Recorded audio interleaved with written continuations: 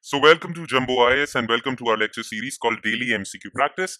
In this lecture series, we cover a particular day's current affairs through a set of 4 to 5 MCQs. Okay.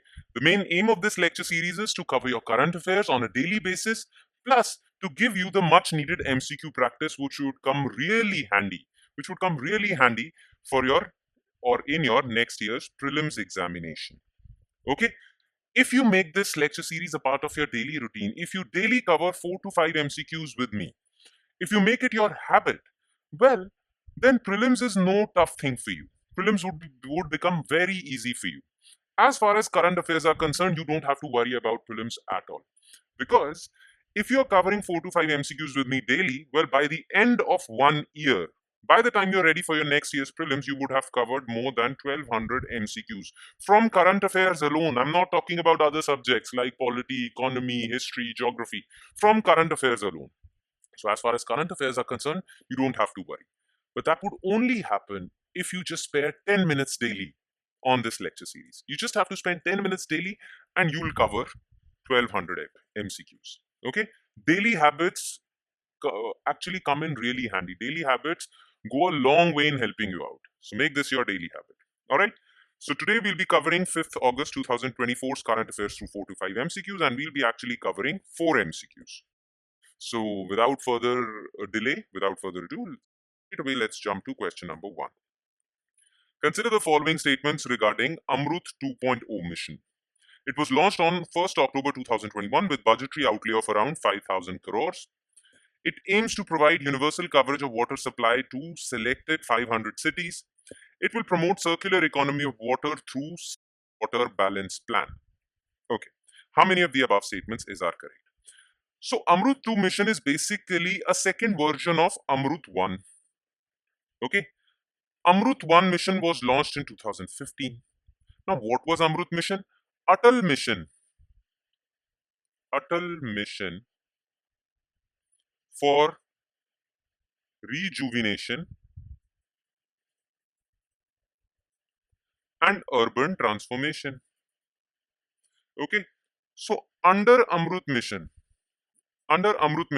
500 cities were selected, and urban infrastructure like pipe drinking water, sewage treatment plants, green areas. So urban infrastructure would be developed in these 500 cities. These 500 cities are those cities where 60% of India's urban population resides. Okay, so these 500 cities shall be transformed. Now Amrut 1.0 got finished. To launch the second phase of Amrut 2.0, this Amrut 2.0 mission was launched on October 1st, 2021. Its budgetary allocation was 5,000 crore rupees, and this project will go on till 2025-26. Okay, that was it. So first statement is correct.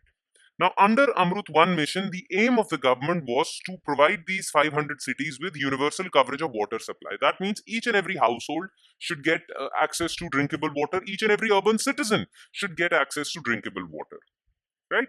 But in Amrut 2.0, government actually became a little ambitious. They expanded their target from 500 cities to all cities in India. There are in total 4,900 statutory towns in India. What do we mean by statutory towns? Those areas that have been declared town, not village, town, city, by the law of the land. Okay, by law. So there are in total 4,900 legal cities in our country.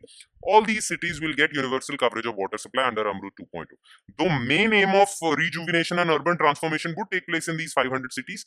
But as far as water supply is concerned, government would aim to provide water supply to all these 4,900 cities. All right. So this is false because it's not 500, it's all 4,900 statutory towns. Now, government wants to save water and wants to create circular economy of water. What would we mean by circular economy? Well, water will be used, recycled, and reused. So water won't get wasted and water would move in a circular fashion. So water shortages or cities like Bangalore, which face severe water crisis seasonally, would get saved from this attempt of the government. Okay, so this statement is correct. Only two are correct. Answer would be B. Question number 2. Consider the following statements regarding interoperable criminal justice system. It is a national platform launched by Ministry of Justice for enabling integration of main IT system used for delivery of criminal justice system in the country. It shall be implemented by National Crime Records Bureau. Budgetary outlay of rupees 3,375 crore for a period between 2022-23 to 25-26. Which of the above statements is correct? Now, what is ICJS? Interoperable Criminal Justice System. So basically, it is a national platform. Okay, national online platform. But what would this online platform do? What is our criminal justice system? Our criminal justice system includes police, courts, and prisons, right?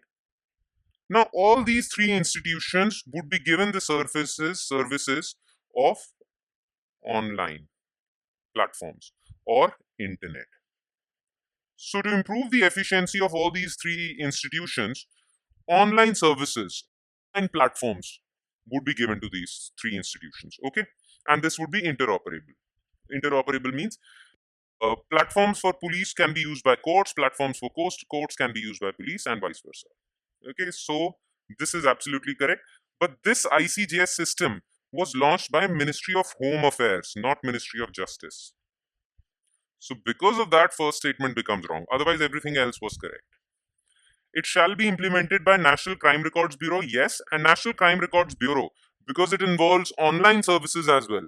So National Crime Records Bureau would work in association with National Informatics Center, which will develop apps and all that stuff, online platforms. So this is correct. Third statement is absolutely correct. This is the budgetary outlay and this is the tenure of this mission. Okay, so the correct answer to this question would be C, 2 and 3. Question number 3. Consider the following statements regarding Bailey's Bridge. It is a type of modular bridge whose parts are pre-built so that they need minimal construction work and can be assembled quickly when needed. It was first used by Germans during World War II. India is using this bridge for the first time in Wayanad for rescue efforts. Now, which of the above statements are not correct? Not what is important. So recently, a very heavy natural disaster of landslides occurred in Wayanad, and it has taken more than 200 confirmed lives, and more than 200 people are still missing. That is why search and rescue efforts are underway. Now, Indian Armed Forces are using, or Indian Army is using Bailey Bridge to aid in search and rescue operations, because at times these search and rescue personnel have to cross rivers, have to cross channels, right? So at times they have to construct bridges, but bridge construction takes a lot of time. That is why Bailey bridges are being used, because these are modular bridges which are already constructed. Their parts are already constructed. You just have to assemble them and lay it across a river. Okay, it requires minimal construction, and it gets placed very quickly, and it can be deassembled also very quickly. So this is correct. Okay, it was first developed. It was actually developed by Donald Coleman Bailey. Hence the name Bailey Bridge. Donald Coleman Bailey was an English civil engineer, and he designed this bridge for the British Army in World War II. So it was not used by, it was used by the British. This is false. Now, India is using this bridge for the first time in Wayanad for rescue efforts. Not at all. India has used this type of bridge in 1971 war against Pakistan. We have used this bridge against China also, along our border towns in Arunachal Pradesh. We also used this bridge in 2021 in Uttarakhand, when flash floods actually destroyed many parts of Uttarakhand. Okay, so this bridge has been used many number of times before Wayanad. This is also false. Not correct.